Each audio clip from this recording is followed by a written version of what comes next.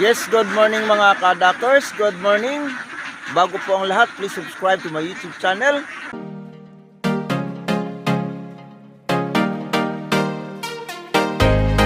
Dak33. Pakihit naman ang notification bell upang updated kayo sa mga video ko pang may upload. Mga kadakers, isang araw na lang tayo dito. So lilipat naman tayo doon sa kabilang area mga kadakers dahil wala talagang tubig. So alis muna tayo dito. At sa ngayon, samahan nyo na muna ako magpakain ng ating mga alagang itik mga kadakers.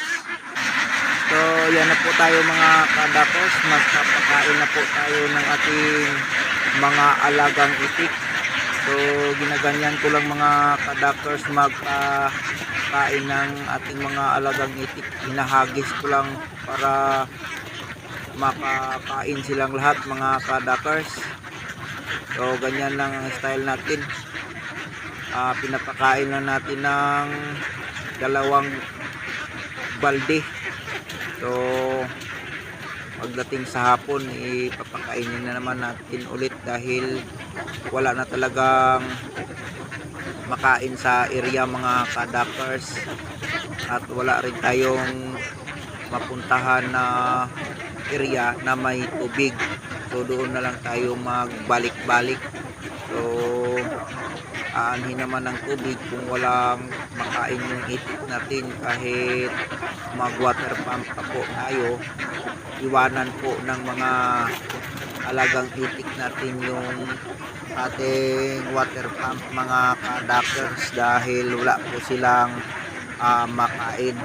So ganyan talaga ang ugali ng mga itik mga kadakers. Kapag wala na talaga silang makain, aalis yan sila dyan sa tubig.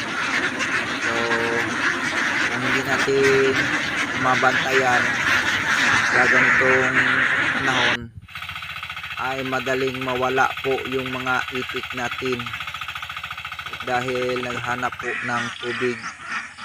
So kung inyong makikita sa ngayon mga kadakers, papunta pa po tayo doon sa area. So yung mga nadaanan natin ay parang deserto.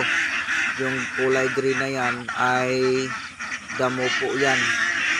Naghihintay pa ng ulan para makapag-tractor muli yung mga may-ari ng palayan. So lahat po na ipiktahan mga kadakers, hindi lang po mag-iitik yung apektado sa ngayon na panahon, pati magsasaka. Yung iba dito ay nakatanim pero umaangal sa krudo dahil mahal din ang krudo sa ngayon mga kadakers. So mayroon ditong malawak yung sakahan niya. Medyo sabihin natin may pira dahil may harvester, may traktor, may kuliglig, mayroong parmol at saka may tindahan, pero umaaray ng krudo mga kadakers dahil hindi po basta-basta yung krudo. Napakamahal sa ngayon mga kadakers. So dito na po tayo mga kadakers. Dumating na po tayo sa ating area. Yung tubig na yan ay dating tubig pa yan sa nakaraang mga araw mga kadakers, yung pag water pump natin noon. So hanggang dito lang muna mga kadakers. Thank you very much sa inyong patuloy na pagsubaybay sa ating YouTube channel. Shout out kay Sir Aldrin Cosares sa patuloy na pagsubaybay sa ating YouTube channel. Once again, thank you very much. Thank you for watching.